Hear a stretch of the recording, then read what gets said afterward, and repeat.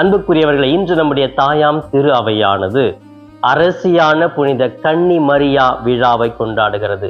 அன்னை மரியாளை விண்ணக அரசியாகவே நமக்கு தாயாம் திரு அவை கொடுத்திருக்கிறது.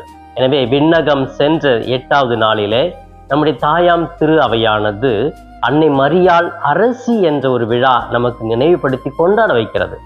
ஏன் இவர்கள் அரசி, என்ன செய்து விட்டார்கள் என்றெல்லாம் நாம் நினைக்கலாம். ஒரு சமுதாயமானது இந்த அன்னை மரியாளே தேவையில்லை என்று ஒதுக்கி அவர்களை எல்லாம் நீங்கள் வழிபடுவது, அவர்களுக்கு வணக்கம் செலுத்துவது தவறுது என்று சொல்லி ஒரு சமுதாயம் பேசிக்கொண்டிருந்தாலும், கடவுளுடைய திட்டத்தின்படி அன்னை மரியாளை கடவுளே உயர்த்தி கொண்டிருக்கிறார். இது கடவுள் திட்டம் இல்லை என்றால் இந்த அளவிற்கு அன்னை மரியாளுடைய பக்தி முயற்சி வளர்ந்திருக்காது. பிரியமானவர்களே, இந்த உலகத்தில் எத்தனையோ பேர் வாழ்ந்தார்கள், எத்தனையோ புனிதர்கள் இருந்தார்கள். இப்படி கடவுள் அவர்களை